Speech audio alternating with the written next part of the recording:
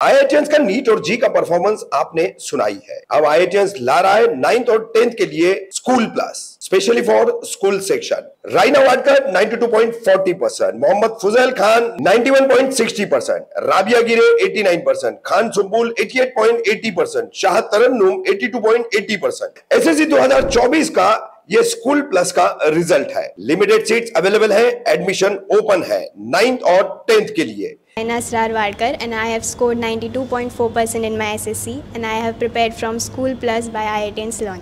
मेरा SSC में 91.6% आया था। मैंने अपने SSC की प्रिपरेशन स्कूल प्लस वहाँ से अपनी प्रिपरेशन की थी। Contact now for more information.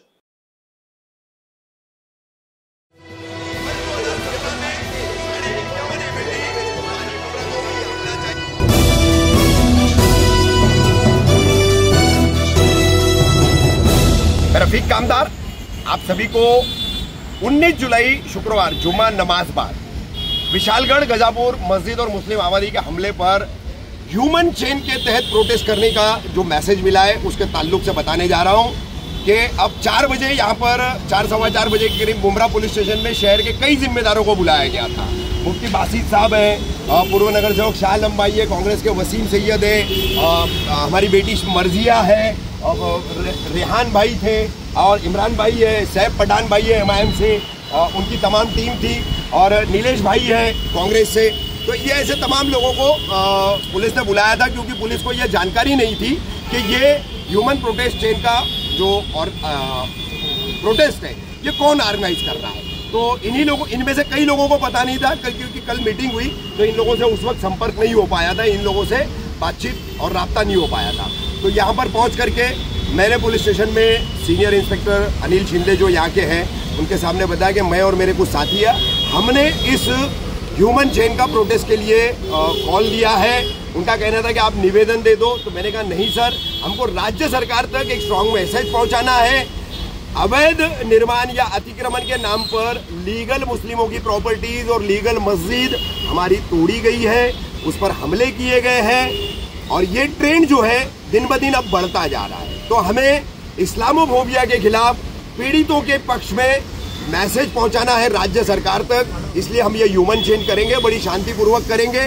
तो मुमरा कौसा में शिवली नगर से लेकर के मुमरा स्टेशन परिसर तक कल जुम्मा 19 जुलाई 2:30 बजे रास्ते के दोनों तरफ आप सभी को अपने अपने इलाकों के नाकों के ऊपर लंबी से लंबी बड़ी से बड़ी ह्यूमन चेन बना करके आपको प्लाकार्ड मिल जाएंगे, आपको बैनर्स मिल जाएंगे। मगर स्टेट गवर्नमेंट तक जो है एक कौम बन करके आपको कुछ नहीं सोचना है, सिर्फ अपन एक कौम है, एक मुसलमान है, ये सोच करके इस प्रोटेस्ट में शामिल होना है। एक संविधान प्रेमी है तो हमारे दलित समाज के भाई भी आ सकते हैं, OBC समाज के भाई भी आ सकते हैं, मूल निवासी भारतीय भी आ सकते हैं। इन सभी से भी मेरी अपील है क्योंकि आज हमारे धार्मिक स्थल है तो कल किसी और के धार्मिक स्थल हो सकते हैं, क्योंकि देश में जो चीजें लाई जा रही है अब उस पर थोड़ी बहुत जो रोक लगती नजर आ रही थी तो उसके बाद फिर से देश भर में मुसलमानों को निशाना बनाया जा रहा है। गजापुर विशालगढ़ ये उसका सबसे बड़ा उदाहरण है। मैं यहाँ पर एक ऐड कर दूंगा कि ये तमाम प्रोटेस्ट के अलावा इसी मुद्दे पर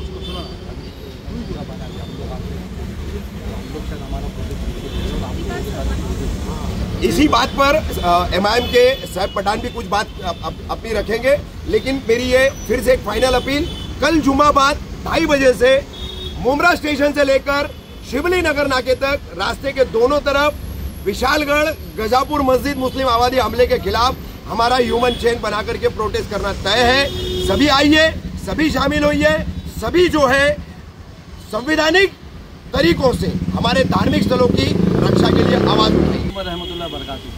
देखिए, जैसा कि अभी हमारे साथी में रफीक कामदार साहब ने जो बताया कि यहाँ पर ह्यूमन चेन बनाई जा रही है और इस तरीके का प्रोटेस्ट किया जा रहा है, जो भी वाकया जो भी यानी पेश आया है उधर विशालगढ़ में मस्जिद को लेकर के, तो उसके लिए कहीं ना कहीं हमारे MIM की टीम की तरफ से भी, महाराष्ट्र यूनिट की तरफ से, हमारे जो महाराष्ट्र सदर इम्तियाज जलील साहब की तरफ से एक यानी निर्देश ऑर्डर आया हुआ था कि उन्होंने कहा था कि महाराष्ट्र की पूरी यूनिट बरोज़ जुम्मा अपने अपने हलकों में प्रोटेस्ट करेगी।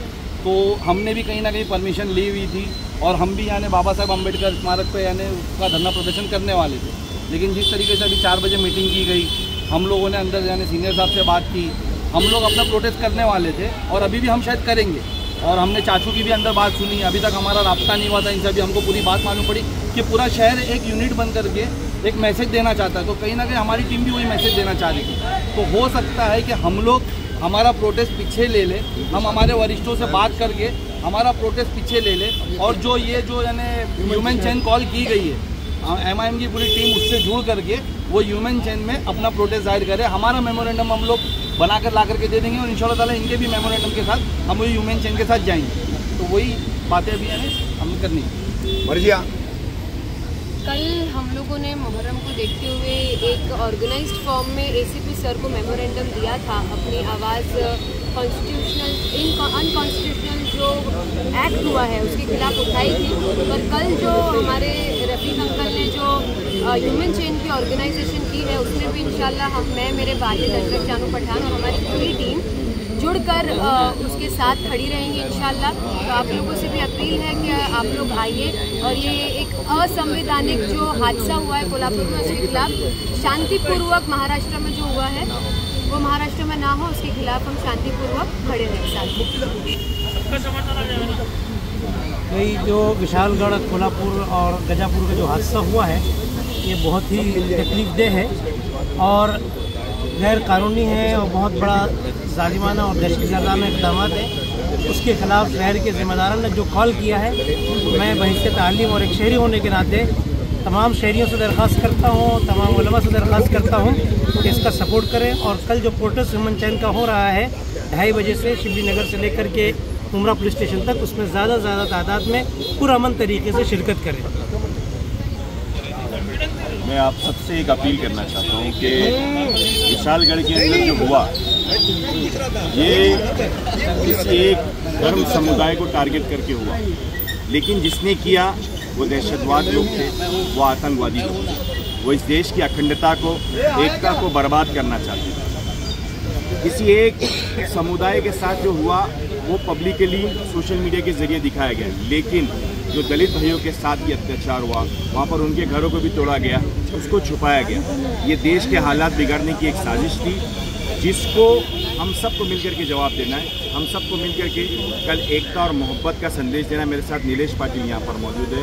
हम आपको ये बताना चाहते हैं, एक संदेश देना चाहते हैं कि नफ़रत के मुकाबले में मोहब्बत ही जीतेगी।